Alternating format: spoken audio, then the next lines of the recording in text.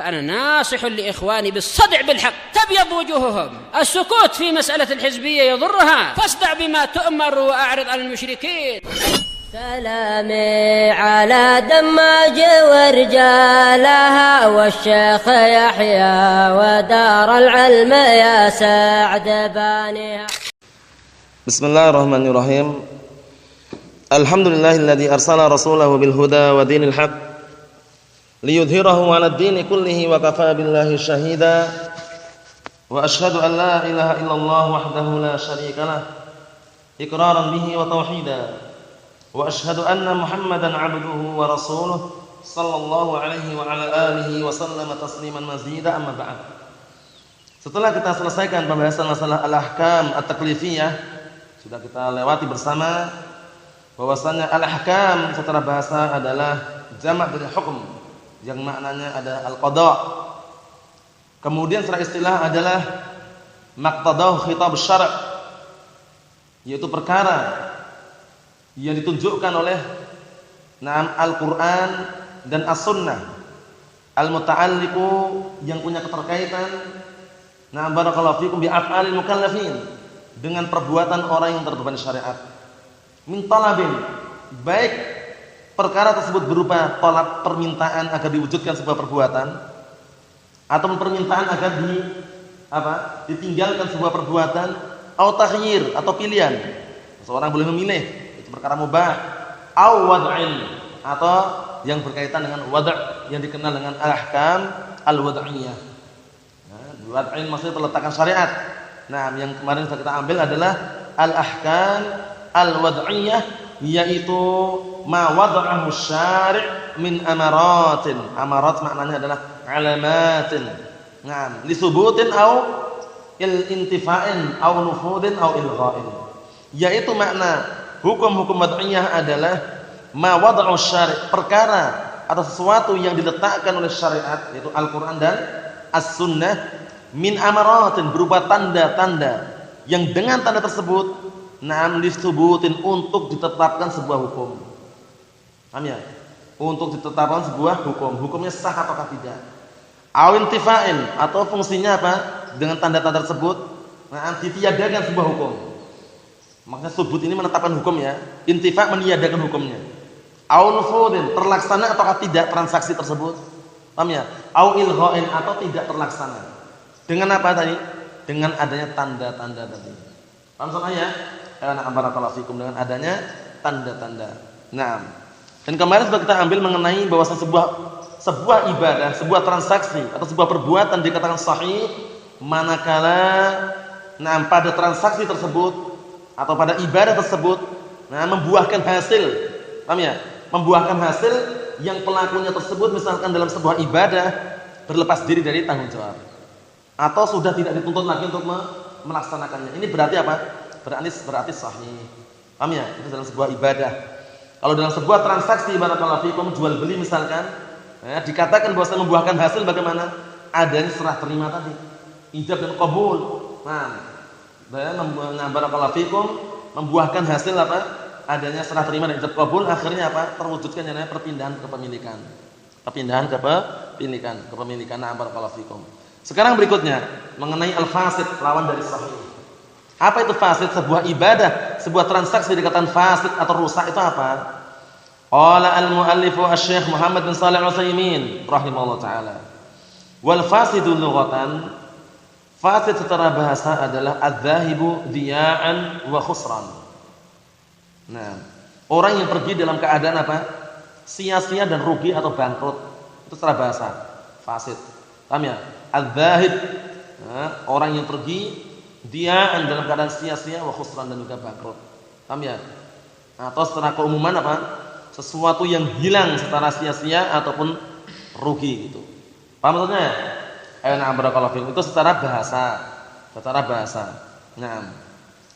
Dan sebuah perbuatan barakallahu fikum dikatakan fasid manakala apa? Manakala hilang apa? Hilang syarat-syaratnya dan atau salah satu dari rukun-rukun perbuatan tersebut. Paham ya?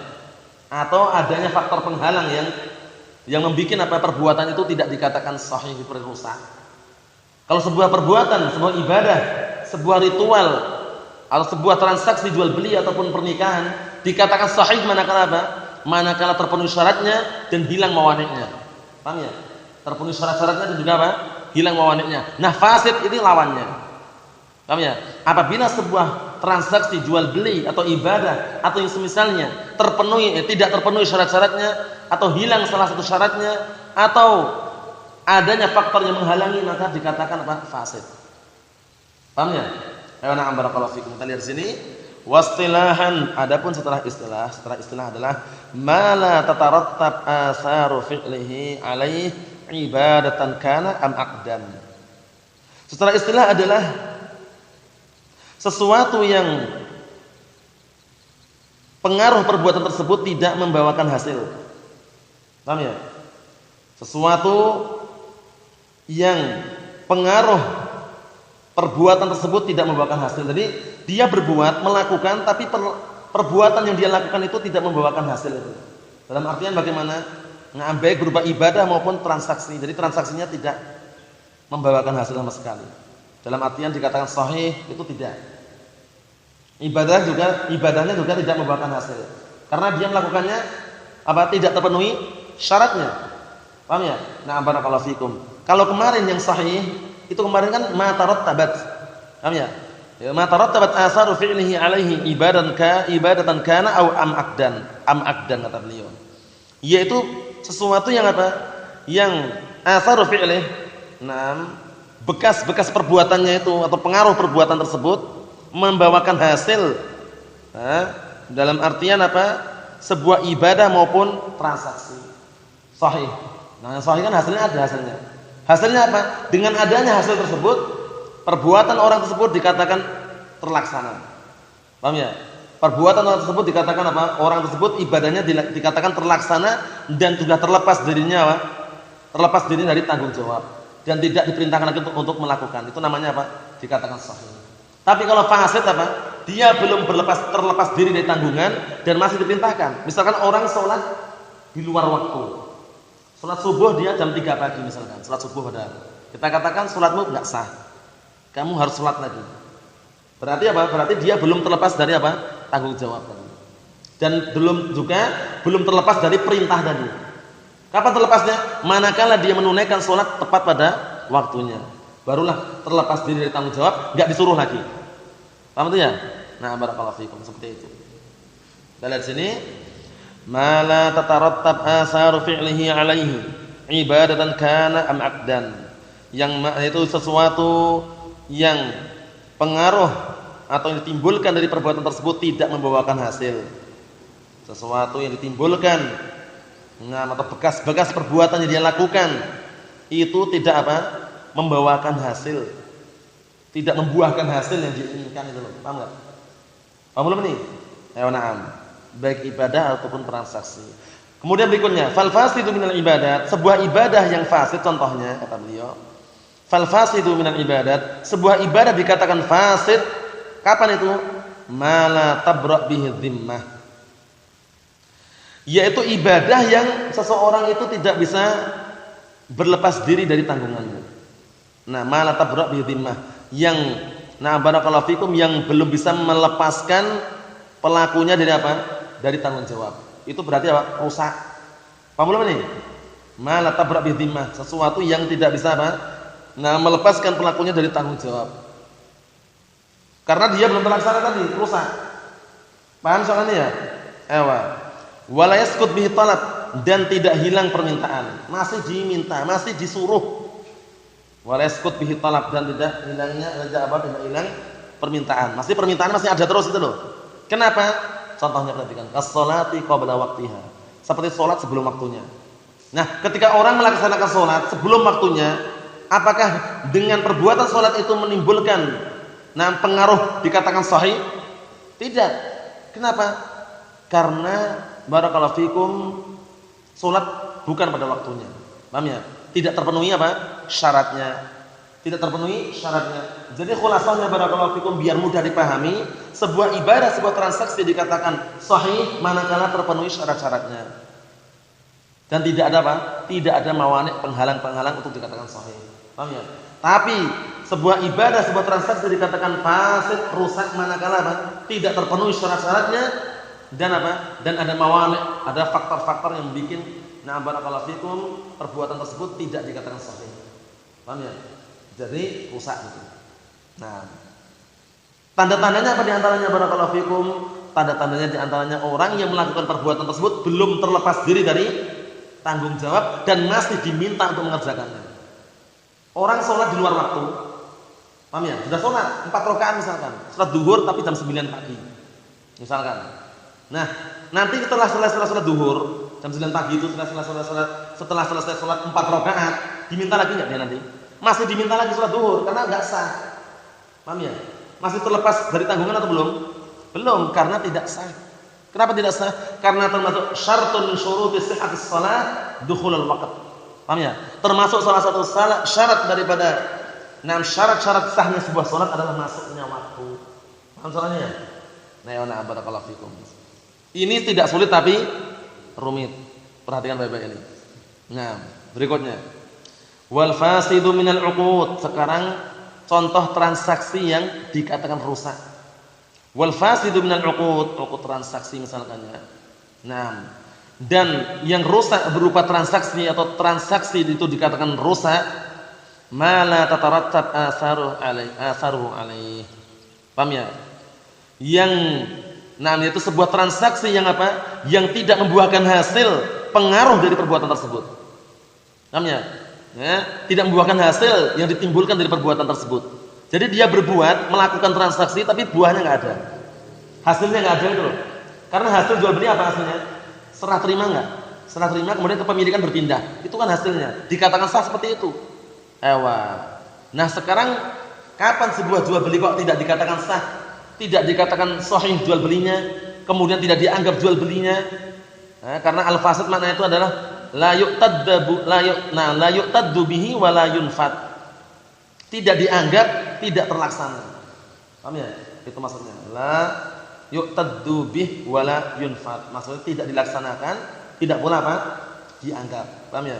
Nah, sebuah perbuatan itu la yuqtaddu bihi wa la yunfad. Tidak terlaksana, tidak pula apa? Tidak pula teranggap perbuatan tersebut. Dia jual beli, tapi enggak teranggap. Kapan itu? Contohnya kabai'il majhul. Seperti menjual atau jual beli barang yang majhul enggak diketahui. Ini enggak boleh barakallahu fikum. Misalkan aku jual semua 6 ikan yang di laut itu. Berapa harganya? Kan bukan milik kita, majhul. Jumlahnya berapa enggak tahu, bukan milik kita juga. Majhul, enggak ketahuan. Atau misalnya dia di kolam. Di kolam. Paham ya? Di kolam kemudian dia mengatakan aku jual ikan yang ada di kolam semuanya. Jumlahnya berapa? Pokoknya semuanya. Enggak dikasih tahu. Nah, ini enggak bisa. Karena nanti di dalamnya ada apa? Nau' minal gharar. Paham ya? Ada sejenis apa? Penipuan nanti. Ternyata setelah dibayar dikasih uang banyak ternyata ikan menempat. Majhul ini. Majhul awalnya enggak diketahui kecuali dia terang-terangan. Aku jual ikan yang ada di dalam kolam ini. Jumlahnya berapa? 4. Udah terang-terangan jelas seperti itu. Jadi itu masalah jual beli ini upayakan sangat gamblang dan saling menjelaskan. Tidak boleh apa? Saling berbohong atau menipu karena tidak ada barokahnya. Sebagaimana hadis yang diriwayatkan Imam Bukhari dan Muslim, sebagai kunci atau timbangan dalam masalah jual beli hadisnya Hakim bin Hizam. Hadis siapa itu? Hakim bin Hizam radhiyallahu anhu, Rasulullah bersabda, al-bayyi'ani bil khiyar. Al-bayyi'ani bil khiyar ma lam yatafarraqa. Orang yang melakukan transaksi jual beli itu boleh memilih selama belum terpisah dari majelisnya. Paham ya? Yang pembeli juga milih barangnya bagus atau enggak, ada cacatnya atau tidak. Kemudian penjualnya juga apa? Memperhatikan barang-barangnya, jelaskan seperti ini, saling memilih. Paham ya? Kemudian setelah itu apa? Fa in bayyana wa sadaqa, apa itu? Burikat lahuma fi bai'ihima. Paham ya? Apa fa in sadaqa wa bayyana burikat lahuma fi bai'ihima. Apa artinya? Kalau seandainya kedua-duanya jujur dan saling menjelaskan, oh ini loh catatan seperti ini sudah bekas loh ini enggak baru, ini bekas ini. Jujur seperti itu, dijelaskan. Ini catatan seperti ini. Nah, itu apa nanti? Burika lahuma fi bai'ihima. Niscaya akan diberkahi pada keduanya, si penjual dan si pembeli pada transaksi tersebut. Paham ya? Burika lahuma fi bai'ihima. Jual belinya diberkahi. Fa in katama wa kadzaba muhiqat barakatu ba'ihima. Namun apabila saling berdusta, membohongi, sembunyi-sembunyi, menyembunyikan cacatnya, maka apa? Akan dihapuskan, akan dihilangkan barakah daripada transaksi jual beli. Nah, ini kuncinya dalam masalah jual beli ini diantaranya. Paham ya? Kunci untuk apa? Sebagai timbangan. Milih, suruh milih dulu. Kok dia kok nggak milih, sudah pergi jauh, kok nyalahkan, nggak bisa. Aslinya nggak bisa. Kecuali ada apa? Ada syarat dari toko. Misalkan, kalau seandainya ada barang cacat, tolong dibalikkan. Nah, itu boleh kita datang. Tapi kalau nggak ada syarat sama sekali, selama kita sudah pindah, jual beli sah, jual beli sah. Paham ya? Jual beli sah, kita nggak boleh balik nukarkan lagi. Itu hukum asalnya. Kecuali kalau dia ngomong, Pak, nanti kalau ada cacatnya balikkan ya Pak ya. Misalkan kita baru datang boleh. Paham ya? Karena ada apa? Ada syarat di situ. Tapi kalau dia ada tulisan kalau barang udah beli tidak boleh balik. Nah, itu kesempatan Zul mencari dan juga memilih gitu loh. Tanya, cacatnya ada nggak Pak? Baru atau tidak? Kalau saat ini kita nggak mencari, nggak memilih, kemudian langsung ngambil pulang kok cacat, salah sendiri. Paham ya? Dan penjualnya yang jujur. Paham ya? Ini jarang sekali. Paham ya? Ini baru pakaiannya baru. Ternyata bukan baru dari pabrik dibikin, bukan, ini baru ngambil kemarin misalkan. Kan lafadznya seperti itu umum. Ini baru nih, baru nih. Baru, iya baru. Kok murah? Ya baru. Macam-macam. Jadi masalah jual beli upayakan jujur. Kadang tidak jujur juga. Kadang juga transaksi jual beli itu enggak jujur dia. Misalkan dia jual motor ya, motor harganya 10 juta. Dia kulaannya belinya itu cuma 5 juta. Paham ya? Dijual 10 juta. Ada orang nawar, boleh enggak Pak 9? Boleh enggak Pak tak beli 9 juta atau 8 juta? Ini aja ambil aja enggak boleh 8 juta. Enggak boleh 7 juta, misalkan padahal cuma 5 juta. Bohong di situ, enggak boleh. Terus terang saja. Paham ya? Terus terang. Kalau enggak terus terang bagaimana? Ya enggak usah sebutkan kulaannya berapa. Karena ngambil untung itu pada asalnya diperbolehkan banyak pun boleh, tapi semakin dia itu berhati-hati semakin bagus itu. Nah, yang jelas upayakan berhati-hati masalah transaksi ini. Dan hadis berikutnya, wa kullu fasidin minal ibadat wal 'uqud, dan seluruh yang rusak baik berupa ibadah maupun transaksi, uqud transaksi ya. Wasyurut, dan juga syarat-syaratnya rusak, syarat-syaratnya tidak sesuai dengan kriteria, sesuai dengan syariat, paham ya? Syarat-syaratnya tidak sesuai dengan syariat, fa innahu muharram. Maka itu semuanya muharram, perkara yang diharamkan. Perkara yang diharamkan apa? Yusabu tarikuhu imtisalan, kemudian apa? Wala yu'ad wa yastahiqul iqabu fa'iluhu. Paham itu ya? Perkara yang muharram apa kemarin? Pengaruh daripada perkara yang haram dilaksanakan tadi, yang dilakukan oleh seseorang, yusabu tarikuhu. Orang yang meninggalkan perkara haram itu akan diberikan pahala. Manakala apa? Imtisalan, mengharapkan pahala dari Allah Subhanahu wa taala dan juga meyakini itu adalah perkara yang haram ditinggalkan. Kemudian apa? Wa yastahiqul iqabu apa? Fa'iluhu. Dan orang yang mengerjakan perkara yang haram berhak untuk mendapatkan ancaman apa? Hukuman. Paham ya? Nah, barakallahu fikum, seperti itu. Jadi Rasulullah juga mengatakan kullu syartin laisa fi kitabillah fa huwa batil walau mi'at syartin. Paham ya? Setiap syarat yang tidak bersumber dari Al-Qur'an itu adalah batil walaupun 100 syarat. Maksudnya apa maksudnya? Maksudnya syarat yang diletakkan oleh manusia kok bertentangan dengan syariat itu adalah batil selama tidak ada keterkaitan dengan apa? Dalam artian selama tidak mencocoki syariat. Walaupun 100 syarat. Walau mi'atu syaratin, walaupun 100 syarat. Paham ya?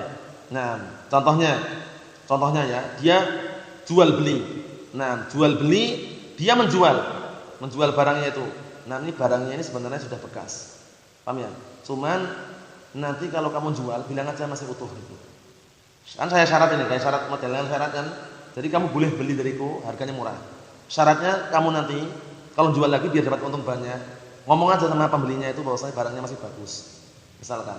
Kan syaratnya batil ini. Batil seperti ini karena ada unsur penipuan di situ. Paham belum? Ayo nah barakallahu fikum seperti itu. Nah. Kemudian berikutnya, kenapa kok itu tadi haram? Ibadah yang rusak, transaksi yang rusak, syarat-syarat yang rusak itu juga adalah haram. Li'anna dzalika min ta'addi hududillah. Dikarenakan perbuatan atau ritual-ritual itu semuanya adalah apa? Adalah merupakan bentuk ta'addi, jinayah, kriminalitas, kejahatan terhadap hukum-hukum Allah Subhanahu wa taala. Paham ya? Bentuk jinayah, ta'addi itu dikatakan jinayah atau kriminalitas. Nah, bentuk kriminalitas atau kejahatan terhadap hududillah, terhadap hukum-hukum Allah Subhanahu wa taala. Paham itu ya? Nah, wattikhadhi ayatihi huzwa. Nah, akhirnya juga apa? Termasuk bentuk apa? Menjadikan ayat-ayat Allah Subhanahu wa taala itu bahan olokan atau bahan ejekan.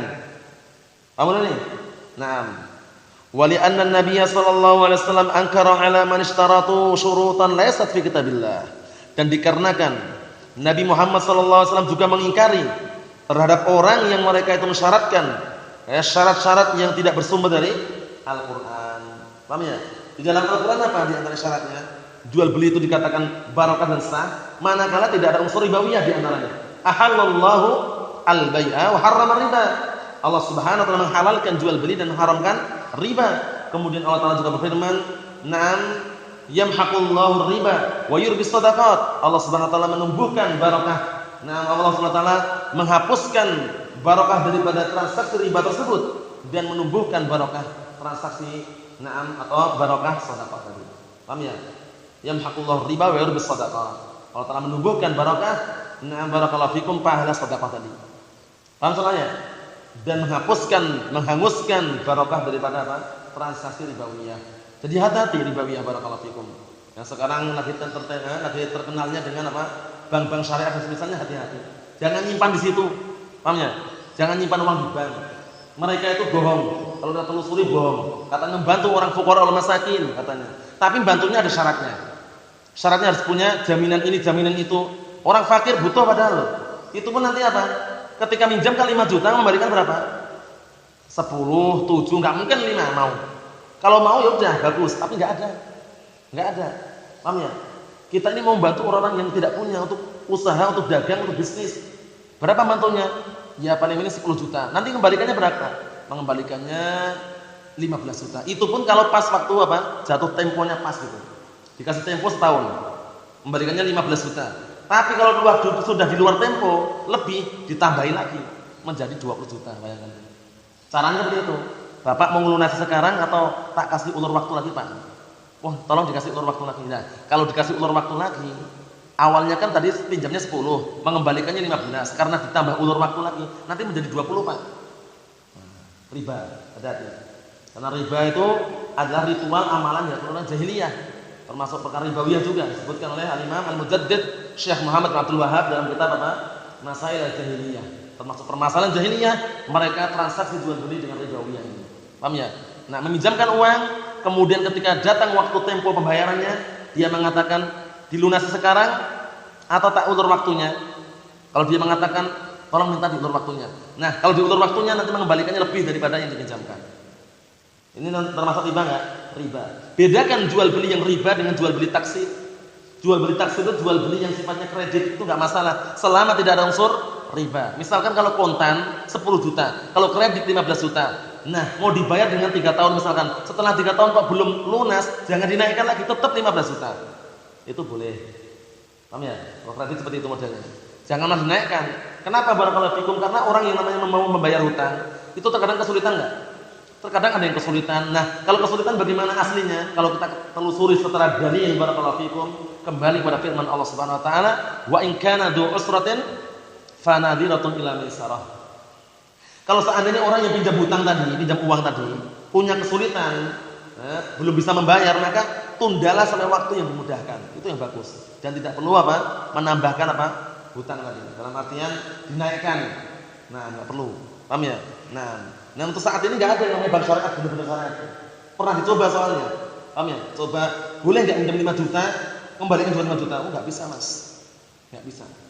Dan enggak bisa gimana? Katanya syariat. Kalau orang minjamkan gitu aslinya kan 5 juta, kembalikan 5 juta. Mereka enggak mau. Nah, ini hati-hati. Paham ya? Hati-hati. Walaupun mereka mengatakan aman, tapi ingat, keamanan itu bukan di dunia saja, akhiratnya paling penting. Paham ya? Nah, solusi yang terbaik jangan menyimpan uang di bank. Orang yang menyimpan uang di bank barakallahu setelah tahu hukumnya itu berarti ikut andil kerjasama melestarikan apa? Praktek ribawiyah di situ. Padahal Allah Taala berfirman, "Wala ta'awanu 'alal ismi wal 'udwan." Dan jangan kalian tolong-menolong dalam perbuatan dosa dan permusuhan. Hati-hati. Nah, la'anallahu akilar riba wa mukilah wa syahidaih. Nah, itu di antaranya. Paham ya?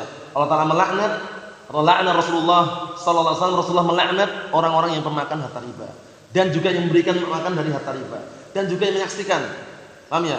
Kemudian sebutkan dalam riwayat lain wa katibah, dan penulisnya, sekretarisnya kena. Yang menyaksikan transaksi juga kena. Yang makan harta riba juga kena. Yang diberi makan, paham ya? Yang memberi makan dari harta riba juga kena. Adapun yang diberi makan bagaimana? Dilihat kondisinya. Misalnya kita enggak tahu, dikasih uang, paham ya? Ternyata uangnya uang riba, kita enggak tahu kan? Dosanya dia. Tapi kalau kita tahu ini uang riba mau Pak, enggak mau. Untuk makan enggak mau, paham ya? Tapi diserahkan kepada masalihul amah, kepentingan umum, jalan raya, WC umum dan semisalnya silakan. Tapi kalau untuk makan jangan, hati-hati. Nah, berikutnya wal fasidu wal batilu bimakna wahid. Pada asalnya yang namanya fasid, batil itu maknanya satu, illa fi mawdi'ain, kecuali pada dua tempat. Perhatikan, kecuali pada dua tempat. Walaupun sebenarnya para ulama barakallahu fikum wa hafizakumullah berselisih dalam masalah ini, cuman kita lihat apa yang disampaikan oleh Syekh Muhammad bin Shalih Al-Utsaimin saja biar tidak terlalu bingung. Al-awwal, tempat yang pertama, fil ihram. Ihram ritual apa? Ritual haji, manasik haji. Farraqu bainahuma. Nah, mereka membedakan antara keduanya. Nah, antara apa? Lafaz fasid dengan apa? Batil. Paham ya? Fasid itu rusak amalannya. Batil udah batil semuanya. Nah, bi anal fasida ma wati'a fihi al-muhrim qabla tahallul awal. Bahwasanya yang merusak haji itu, yang merusak ihram adalah orang yang berjima ketika masih muhrim sebelum melakukan tahallul yang pertama. Ini ritual haji ya. Nah, jadi sebelum melakukan tahallul yang pertama, sebelum melaksanakan ritual haji tersebut, namun kemudian orang yang berihram tadi malah berjima, maka itu ibadah hajinya apa? Fasid, rusak. Paham ya? Rusak bagaimana maksud rusak itu? Rusak bagaimana maksudnya? Bisa jadi dia dapat pahala teman berkurang gitu loh. Paham ya? Atau nanti harus mengulangi lagi gitu loh. Paham ya? Nah, yang batil bagaimana? Wal batilu martadda fihi al-Islam, murtad dia. Lagi haji setelah ihram murtad dia. Enggak diterima sama sekali, ngulangi pun enggak diterima. Soal murtad. Orang kafir, dari kafir, paham ya? Nah, tapi kalau yang tadi yang fasid tadi dia ngulangi masih bisa. Karena masih muslim gitu loh. Paham belum? Ewa, ini perbedaannya yang beliau sebutkan sini. Wal batil, hajinya batil. Mana batil? Kafir. Murtad kafir. Nah, barakallahu fiikum, hati-hati. Nah. Kemudian asani yang kedua, fin nikah, dalam masalah pernikahan, perhatikan. Pernikahan dikatakan fasid, dikatakan batil bagaimana? Dalam masalah pernikahan, farraqu bainahuma. Mereka para ulama membedakan antara batil dan fasid. Dengan apa? Bi anal fasida, bahwasanya sebuah pernikahan dikatakan fasid makhtalafal ulama fi fasadihi. Yang para ulama berselisih tentang masalah rusaknya pernikahan tersebut, kan nikahi bila wali, seperti nikah tanpa wali. Karena Rasulullah mengatakan apa? La nikaha illa biwali. Tidak boleh adanya pernikahan kecuali dengan wali. Paham ya? Dengan adanya wali. Nah, ini ketika orang itu melakukan pernikahan tanpa wali, maka pernikahannya rusak. Perlu diulangi lagi. Paham ya? Diulangi lagi biar terwujudkan dalam pernikahan. Paham ya? Baik itu wali yang asli wali dari keluarga si wanita atau dengan perwakilan dari keluarga wanita tersebut. Misalkan bapaknya meninggal, pamannya misalkan, seperti itu. Nah, atau kakaknya sudah dewasa, bisa. Paham ya? Yang jelas ketika nikah tanpa wali, menikahkan dirinya sendiri misalkan, rusak pernikahannya, enggak sah. Diulangi lagi. Masih bisa. Nah, wal batilu ma ajma'u ala butlanih. Adapun yang batil, pernikahan dikatakan batil itu yang mana para ulama telah sepakat tentang apa? Ala butlanih, tentang batalnya pernikahan tersebut. Pernikahannya batal. Kan nikahil mu'taddah, seperti menikahi orang yang masih dalam masa iddah. Mu'taddah itu perempuan yang masih menunggu masa iddah itu. Menunggu di masa-masa iddah. Nah, iddahnya bagaimana barakallahu fikum, rinciannya bisa dilihat dalam Al-Qur'an Karim dan juga dijelaskan para ulama, manakala seorang wanita, nah dia ditinggal mati suaminya, perhatikan. Ditinggal mati suaminya kemudian dalam keadaan dia hamil, ataupun diceraikan suaminya dalam keadaan dia hamil, posisinya hamil, maka iddahnya sampai melahirkan. Ketika apa? Hamil. Begitu melahirkan sudah hilang masa iddahnya. Hamil, nifas, dan setelah itu mau nikah silakan. Paham ya? Tapi kalau ditinggal mati suaminya dalam keadaan posisi tidak hamil, paham ya? Nunggu selama berapa? 4 bulan 10 hari. Arba'ata asyhur wa asyra. 4 bulan 10 hari. Paham ya? Itu ketika ditinggal mati suaminya dalam keadaan tidak hamil. Tapi kalau ditinggal diceraikan suaminya berapa? Setelah cukup 3 kali suci. Ada yang kata 3 kali haid. Haid, suci, haid, suci, haid sampai suci. Atau suci, haid, suci, haid, suci. Nah. Paham ya? Paham belum nih? Ini masa iddahnya. Masa iddahnya. Kemudian kalau dia dinikahi, belum pernah dukhul nikah, baru malam pertama langsung cerai gitu, enggak ada apa? Enggak ada apa? Enggak ada iddah di situ nanti. Boleh langsung nikah setelahnya. Paham? Ya. Kemudian barakallahu fikum, nah kalau seandainya suami yang pertama menceraikan istrinya dengan cerai yang berapa? 3 kali, ya, tolak ya, talqah ula, talqah tsaniyah, talqah tsalisah. Perceraian yang pertama itu masih status suami istri. Paham ya? Menunggu 3 kali suci. Ada keputusan mau balik enggak? Mau balik silakan balik, masih boleh. Kalau tidak balik, talqah tsaniyah yang kedua. Itu aslinya loh secara syariat. 3 kali suci juga. Mau balik atau enggak? Tidak balik juga. Talqah tsalisah, kamu aku cerai. Yang ketiga ini enggak boleh balik lagi sama suami yang pertama tadi. Paham ya? Kalau mau balik boleh enggak? Boleh, tapi syaratnya apa? Harus dinikahi sama laki-laki lain kemudian diceraikan.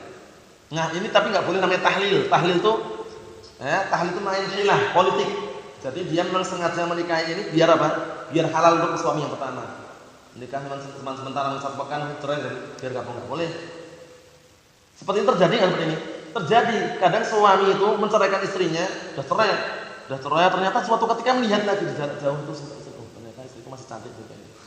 Akhirnya dia ingin kembali ke istrinya itu lagi. Kembali ke istrinya yang pertama tadi. Caranya bagaimana? Enggak bisa langsung. Apa caranya? Caranya tadi dinikahi sama laki-laki lain, kemudian laki-laki lain menceraikan dia. Dan menceraikannya itu apa? Masih menunggu masa iddah 3 kali seperti itu. Jangan sampai keliru dalam hal seperti itu. Oleh karena itu sebagai himbauan dan saran, upayakan menikah itu bukan untuk cerai. Tapi bagaimana untuk mewujudkan keluarga yang sakinah, mawaddah warahmah. Keluarga yang tenang, tentram, senang dan saling mencintai. Nah, seperti itu. Cukup sekian dulu yang sampaikan, semoga bermanfaat bagi kita semuanya. Biidznillah jalla wa ala, subhanakallah wa bihamdika asyhadu an la ilaha illa anta astaghfiruka wa atubu ilaik. Walhamdulillahirabbil alamin.